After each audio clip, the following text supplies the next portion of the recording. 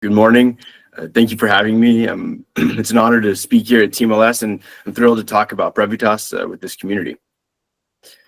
You know, it's no secret that the cost of deep learning is growing. Since the rise of deep learning in 2012, it's well known that the quality of a neural network is tightly correlated with its size, and with increased inference iterations also correlating with higher reasoning capabilities. Now more than ever, we need to improve the trade-off between inference cost and inference quality. Now, one tried and true path to reducing inference costs is quantization. Quantization is the process of mapping values from a continuous range to a discrete set. And the benefits of quantization generally fall into four categories: memory, power, throughput, and area. And these benefits depend on the hardware platform and its software ecosystem. For example, when quantizing your model to, let's say, int8, it's tricky to capture any additional throughput benefits from 7-bit quantization if the hardware only accelerates 8 bits. Now, that said, today our story doesn't focus on reducing inference costs. We're going to actually talk about maintaining inference quality.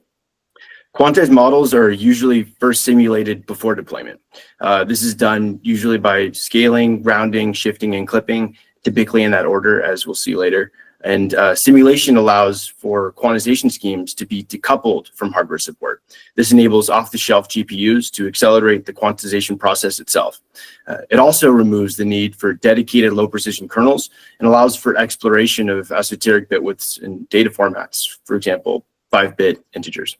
This is usually done by splicing parameterized quantizers into the neural network compute graph, as shown here, which allows us to estimate the impact of quantization before actually quantizing the model. And if the error is more than we want, and it usually is at first, then we can calibrate both the model and the quantizers in a wide variety of ways. This is the focus of our research and the focus of several other researchers across the community. However, keeping up with the extraordinary pace of quantization research requires flexible and modular tooling. New calibration methods are proposed every month these days, and they're often, but not always, compatible. There's no single best solution for every model, data set, data type, that kind of combination. And so different models may require different techniques to minimize error for different data sets. Enter Brevitas. Brevitas is AMD's library for advanced quantization research. It supports the emulation of any low-precision data format with prepackaged configurable quantizers, for example, integers, mini floats, and MX, and many examples are made available on GitHub. We also have enabled different scaling factor granularities, constraints, and optimization strategies. These are also prepackaged as configurable quantizers, which enable a wide exploration for your use case. For example, one may want to constrain scaling factors to power of 2, to leverage integer-only inference, for example. And so if anyone's interested in diving into these options, please feel free to reach out with any question. Now, depending on your compute resources or requirements, you may want to quantize pre-trained models with post-training quantization, or PTQ, or even train quantized models from scratch with quantization or training, or QAT. And the Brevitas interface makes it easy to use either or even both. And this is largely due to our tight integration with the PyTorch ecosystem, where, as we'll see next, Brevitas leverages and augments several native PyTorch tools, such as DDP, Compile, AutoGrad, and more. And in a few slides, I'll also share some examples with the Torch Vision and Hugging Face model zoos for image classifiers and language models, respectively. So if you're familiar with developing AI models with PyTorch, you'll likely find it quite easy and intuitive to interface with Brevitas quantized models. Brevitas provides the raw building blocks needed to simulate neural network quantization, and it preserves the PyTorch semantics you know all too well. And this example here of the classic LeNet5 is converted to use quant conv layers instead of your typical NND on conv. And here the quantization information, like the bit width, is shared across all layers. However, I'll highlight that in more complex examples, you can uniquely specify bit widths and other parameters for each layer. So in our torch vision and Hugging Face entry points, we'll also demonstrate how to convert initialized PyTorch models with a few lines of code, mainly by one-to-one replacements of modules and the addition of your desired quantization information. But before these examples, I'll do a brief overview of post-training quantization, or PTQ, and some of the options that are available in Brevitas. So post-training quantization techniques typically follow the process visualized here on the left, where a pre-trained model is directly quantized and then calibrated to yield a quantized model. On the top right here, you'll see the general form of a quantizer. Again, scaling, rounding, shifting, and clipping. This quantizer defines our playing field. This function yields a surprising amount of degrees of freedom, and there are several ideas that the community has explored to reduce quantization error. For example, early works initially explored tuning the scaling factors and 0 points here, which respectively define the step size of your quantization or the resolution of your quantization, and how you shift it around the origin. And more recent works, which I'll briefly talk about later, adjust the weights themselves to either correct error, hopefully without gradients, or to make them more amenable to quantization. And a few works have also looked at learning to round up or down based on some task loss. For example, cross entropy for image classification. And kind of keeping with the flexibility of Brevitas, one could even learn bit widths based on hardware cost functions to yield mixed precision models for your use case. And many of these techniques are composable and compatible and made available through Brevitas. So our first example is our torch vision entry point, where the pseudocode is given up here on the left, and the real code is linked up at the top. And we first visualize a model, for example, Resonant 18, then load the state dictionary and the calibration data set, for example, ImageNet. Then the quantize function takes as input an initialized model and returns as output a model with Brevitas nodes inserted, as shown a few slides back. Then we can apply any combination of our suite of PTQ algorithms. And here we show activation calibration and bias correction, which are two well-established techniques in the field. And finally, we can export the model. And Brevitas supports various export formats, the latest of which is GGUF for Llama CPP. And a few quick lessons, I'll share actually on this slide before showing the Hugging Face versions. So, a few lessons we've learned from several years in the space is one, that activation precision is often more important than weight precision. And you can see this in our data here, where reducing the activation bit width yields a much higher drop in classification accuracy than reducing the weight bit width. Another lesson too is some architectures are just more difficult to quantize than others. For example, MobileNets used to be a classic benchmark for post-training quantization, but now a lot of the research is focused on transformers, which present their own unique challenges. And this dovetails into the Hugging Face example, and so we'll dive into this second point next. So PTQ has received a surge in interest as modern models have become inaccessible to train from scratch for most people. And so early works on PTQ for language models identified a number of unique challenges. Naturally, the size presents a challenge, but language models also tend to have large outliers, which make quantization difficult, and their attention mechanisms are sensitive as well. And so one trend that is quite interesting is observed here. As model size increases, weights tend to get easier to quantize, while activations tend to get harder to quantize. And so the reason for this is thought to be grounded in the source of outliers and activations and attention and how they form in increasingly larger models. However, I think that's for another time. So let's dive into instead the PTQ process a bit more. So our pseudocode example that we showed before is how we can load and calibrate a quantized model. However, there are far more advanced PTQ techniques available at your fingertips with Brevitas, and I've listed some of them here. We can break the Brevitas quantizer, the quantization pipeline, into two stages. Stage one, pre-quantization, and stage two, post-quantization, where quantization nodes are inserted into the compute graph in the middle of stage 1 and 2, which we visualized earlier and are visualizing here again. Now, the typical stages in LLM quantization are transformations and routing algorithms. Quantization transforms modify weights or activations to make them more amenable to quantization. And some of them can even alter the compute graph, which is known to sometimes introduce inference overhead. For example, the most recent line of work on rotations, while the rounding stage maps the potentially transformed weights to the new data format, for example, int4. However, these don't introduce additional inference overhead since they just change how the original weights are mapped to the quantized weights. And through Brevitas, you can choose to apply one or even more of each of these throughout your quantization pipeline. However, we're going to focus on this example for now. So one such example of this two-stage language model pipeline is shown here. And we can take a Hugging Face model, for example, Qwen 3 1.7b, and we can use Wikitext to calibrate the quantized model for Q4O. The resulting model can then be exported to the GGUF format and consumed by Llama CPP. And so this form of PTU composition is uniquely supported by Brevitas. And the data here shows how coupling this MAG-R transformation, which stands for weight magnitude reduction, with Chronos, which is our new adaptive rounding algorithm, yields quantized models that nearly match the 16-bit reference model. I also want to highlight that the recent Qwen 3 models are known to be extremely difficult to quantize. Just see, for example, where rounding to nearest in the first row gets you. And so with PTQ composition in Brevitas, you can actually get more out of your data formats.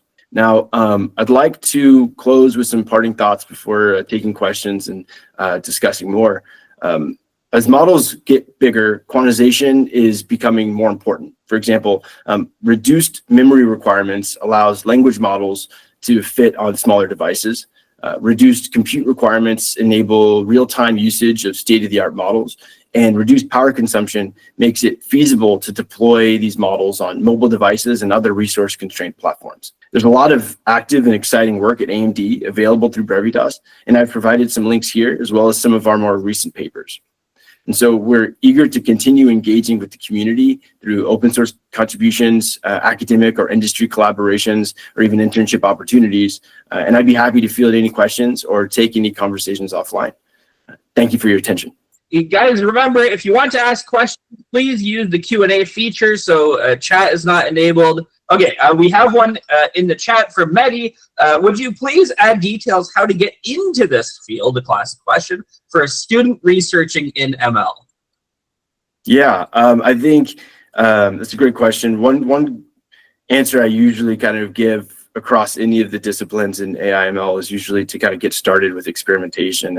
And it's one thing to read papers, learn from lectures. It's another thing to kind of use the examples that are available and understand the mechanics of how these tools work.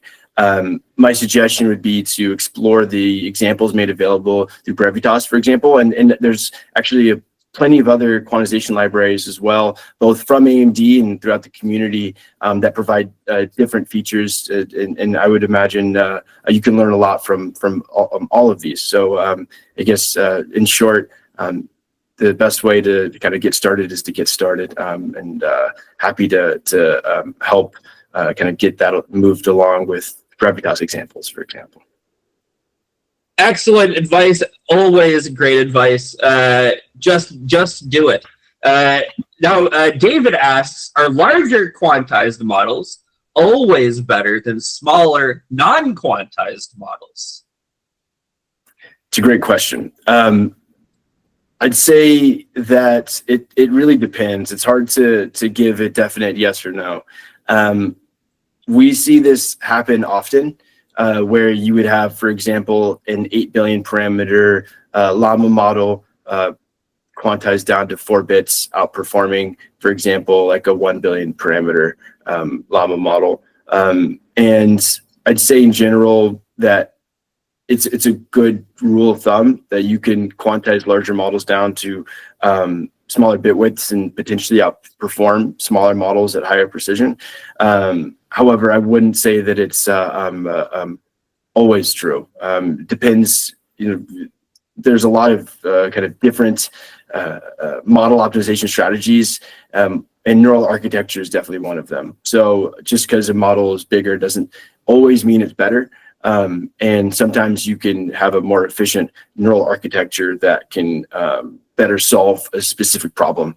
And I'd say that language models are a unique class of these unique family of neural networks that have predictable scaling laws. However, some other class of neural networks might not have as predictable scaling laws and might, for instance, ResNets were very impactful, and the residual connections did a lot there and changed how, for instance, convolutional neural networks were made. So hopefully that helps, with a nuanced answer. Excellent stuff. Yeah, I mean, it's great to have that depth in the answer. I think it's excellent answer. Okay, so we have next. So we have a question. I'm going to just ask for your quick notes because it's a very open question from Kelvin. What do you think is the open problem in quantization? It's a great question. I think there's several open problems. There's been a lot of action in this research space, and it's seen a lot of growth, a lot of rapid growth in the last 3 to 5 years with the kind of pressure on the size of these models. But there's no real unified theory on how to get a bit width before testing. There's a lot of work on neural architecture searches. There's a lot of work on scaling laws for precision, but there's no unified theory for any model, for any data set, for any data format, on how to say, I have a model that I've trained. What's the precision I should use? So it's very reactive and experimental to get to this, and a lot of the theory is on error analysis for algorithms and data formats. So that's probably one of the biggest problems, I'd say. However, that's not so easy to solve. So a lot of the work ends up being more analytical locally instead of kind of globally. Interesting. Yeah, I mean, it's just as the space matures, we want the answer to that question on more and more and more and more. So it is a big one, though. It's a big one. We've got a question from Mehdi. Sometimes we hear the quantized model works better than the FP16 models. Is it something reasonable? Yeah, there's cases where we've seen this happening, typically in the QAT space, and it's typically from increased training iterations. I'd say, I would say that a blanket statement could cover this, and that blanket statement would be reducing the precision invariably reduces the ceiling. How you use with it your kind of compute within that ceiling is more towards your algorithm, towards the neural network, and these networks have a capacity. Reducing the bit width reduces that capacity, and so while we see this anecdotally, and for instance, training a 4-bit ResNet for 1,000 more iterations than the FP32 ResNet might outperform in classification accuracy. It could just be that the original algorithms weren't best utilizing the capacity of the model. And so in general, reducing the bit width should reduce the upper ceiling on the capacity of the model. And so it's not it's probably not the best answer, but yeah, there's a ceiling, and reducing the bit width reduces the ceiling. I mean, it's a great answer, right? Like the intuition certainly seems like it aligns with that, right? And I think it makes sense that there are confounders afoot. We've got another question from Sruti. Is Brevitas computationally more efficient than other frameworks that offer quantization? It's a great question. I don't know the answer to that off the top of my head. I myself work on the quantization algorithm space, so I know that the feature support is always kind of on the edge of what's coming out in the top conferences. So the feature support is really what we look at and continue to try to improve what Brevitas can do and how fast Brevitas can do it. I don't have an answer on how its computation efficiency compares to other quantization libraries, sadly. There you go. Thank you. Kelvin asks another question. Do we know what data types are easier to quantize? For example, BF16 versus FP16. Yeah. So higher precision data types tend to be a little easier to quantize. So easier to quantize, I think, is, I'll try to define that. What I mean by easier to quantize is really, I interpret easier to quantize. This, in my mind, is being able to take a data format and drop it in with rounding to the nearest. And so you would have a heuristic that you would have for your mapping. So we call this direct casting. So data formats being evaluated with direct casting is typically, I'd say, how you see data formats evaluated. However, with Brevitas, we take this actually a little bit further. We look at how much we can squeeze out of a data format. So we try to get as much out of any data format as possible. And so we actually try to compare them, more or less exhaustively to say, here's a, BF16 or BF16 model. Can we get it to int4? Can we get it to int3? And try to compare it with the latest algorithms, as many tools as we can apply, as many algorithms we can compose, and try to squeeze as much as possible out of each format. So I'd say that it's tough to say what's easier other than higher bit width, higher capacity on the scaling. AMD is part of the Open Compute Project, OCP microscaling specification consortium. So this is one data format that is definitely easing lower precision data formats as MX. Amazing, yeah. And I mean, just to make sure that I understand the answer, are you saying it's easier to go from those higher formats to any lower, or are you saying that it's easier to go from those higher formats to absolutely lower than if you had started at, say, like BF16 or something? So we actually haven't seen that as much, right? I think it depends on what the original data format is. For example, if you have Llama 3 was trained at BF16, you probably want to quantize the BF16 model to N4 instead of a FP16 model. The same width, different format. Probably higher quality of the resulting quantized model. So I think it depends also on what algorithms you want to apply. For example, if SpinQuant trains the model, or QAT trains the model, you might want to do that in higher precision.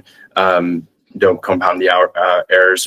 What I guess I was hoping to convey is higher precision data formats are easier to quantize too. So same reason for the kind of the ceiling is every kind of bit that you shave off of the representation of your parameters, your activations, decreases the kind of expected ceiling of your quantization quality. Incredible. Yes. Okay. We have another question from David. Would you say the new quantization techniques will open the door to a new tendency towards local LLMs? I surely hope so. So I started my Ph.D. in Edge AI. That's actually how I started really working on quantization and resource constrained AI applications. And quantization is a really fun problem because it applies to your embedded, your edge applications. It also applies to your data center applications. And so there's a lot of range of applicability, which is why you probably see a lot of action, why we have seen a lot of action in the research community, as well as in kind of the industry. So I hope so. I surely do that you'll see this. And our most recent work really starts looking at different elements of the rounding function, trying to map to, for instance, int2 or ternary, right, 1.58 bits from the post-training scenario. So we're actually able to do that quite well with reducing kind of the quantization error as measured in perplexity. And we also evaluate zero-shot performance. But our latest work, Chronos, really starts looking at, can we do this into purely, for example, with weight only and W4, A4, even KV4 for like Llama models, for example. So surely hope so.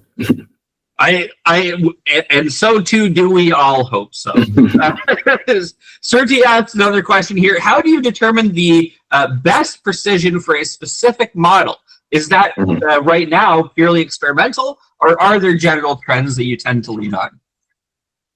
Yeah, there's a mix of kind of intuition and experimentation, and I'd say that the field is really trying to get 4-bit weights and 4-bit activations to work consistently within a quality degradation that is acceptable for kind of anyone's application. So finding the right precision, I think it's a tough question because it depends on your end application. Is it running on a platform that only supports 4-bit, integers? Is it running in a data center that only supports BF16 compute, right? Are you running on FPGA that you can do anything you want, for example? So the right precision isn't just, or the minimum precision is its own question. That's kind of this kind of capacity problem that we're talking about. That I think I was talking about a little earlier, but finding the right precision really depends on your end-to-end AI stack, from the software ecosystem down to the hardware platform, down to kind of the end user's experience with model quality. So it's really multifaceted, and so because of that, I'd say it's driven a lot off of a mixture of intuition and experimentation. Of course, porque no los dos, right? Why not both? Exactly. So we're technically coming up to the end of our time. Ian mentioned that you had a few extra minutes to stick around and answer questions, but guys, this would be the end of our time. Thank you so much for attending the talk. Again, Ian has mentioned he's okay to stay around and answer a few more of these questions, but thank you so much for watching. Thank you for attending TMLS. Enjoy the rest of your day, and the rest of the talks that you attend. Ian, you just let me know when you want me to cut the hose off, and I'll cut it off. We have a few more questions though that are trickling in, if that's all right with you. Sure. Yeah.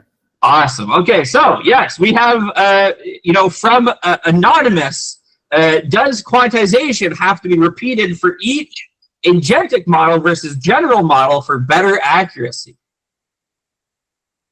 That's a good question. And if I could maybe try to rephrase the question, like, can you quantize your quantized model? Is that if that's the right question, then that's the one I'll be answering. So, if you have, for example, let's say your BF16 llama model, and you want to quantize it down to the Q40 format for DGF for llama CPP, that you'd kind of want to take your model, potentially perform some transforms, apply direct casting, and calibrate. Each algorithm kind of assumes that they're going to squeeze the most out of that format. It might not be as easy to make copies of the copy of the copy as you go from, for example, like Q40 down to, I don't know, let's say Q2K, right, in the GGF format, or going from 4-bit down to 2-bit. Instead, though, some of these transformations are quantization agnostic. So although the quantization, the post quantization, the rounding operation might be specific for your format, even for your model and even for your data set, the pre-quantization might not necessarily be. So there's elements of the pipeline you can reuse and branch, likely. However, I don't think it's as common. Likely because you want to squeeze as much out of the data format as possible, and to do that, it's likely that it becomes highly specified for your model, data set, and data format. Makes a ton of sense. We got two last questions, and then we'll be done. Kelvin asks, what hardware accelerators benefit most from quantized models, e.g., GPU, NPU, TPU? It depends on the capabilities of the hardware platform. For example, if you have an NPU, for instance, like an AMD AI engine that supports several integer accelerated formats, it might be best. That would benefit a lot from quantizing to integers and low precision integers specifically. So it depends on the design of the accelerator. For example, if you have a platform that only accelerates 8-bit compute, you might not be able to capture as much benefits if you quantize something to 16-bit integers. You might have to kind of emulate 16-bit arithmetic on an 8-bit accelerator, for example. And so this is, I guess, the hardware software co-design problem, where the benefit the most tends to be kind of a double-sided question. What's the quantization configuration that this accelerator can benefit from the most? What's the accelerator that can benefit from this quantization configuration the most? And so it is intimately tied with the accelerator, and the quantization configuration as well. Yeah, excellent answer. It's so coupled. It's it's crazy. We got one last semi-related question, which is from Marcia. Sorry if I'm saying that incorrectly. Are SSM like Mamba harder to quantize? And for extreme quantization like 1.5 bit, are we going to have that hardware support you're just talking about? The two questions. Yeah. So SSMs, I'll start by saying I personally haven't experimented much with SSMs. So I've seen works that have identified unique problems with SSMs. Those unique problems tend to kind of be ones that might be solved with other ideas in the language model space. So while they might be challenging to quantize, they might not be more challenging than language models. They might just be kind of a different kind of challenge. And those challenges, it's unclear how much of you can take from the work in language model space, in the language model space for language model quantization, and then apply that to SSM quantization. So that's, I think, it might be an open question. I don't know enough about that kind of line of research to be able to answer it with any kind of like real confidence. However, one thing that we do see as trends is that each kind of generation of state-of-the-art model ends up becoming more difficult to quantize. For example, Llama 2 was more difficult to quantize than Llama 1. Llama 3 was more difficult to quantize than Llama 2. Quinn 3 is even harder to quantize than Llama 3. I don't know the reason for this yet, and maybe there's people that are looking into that question, but it's something that at least is observable. So I would imagine that SSMs might have a similar scaling of quantization difficulty as well. The second question on accelerating 1.58 bit, I don't know if I can answer that or how well I can answer that for a number of different reasons. So I would say that stay tuned, and it's a great question, right? And it's a question that I'd like to keep asking myself as well.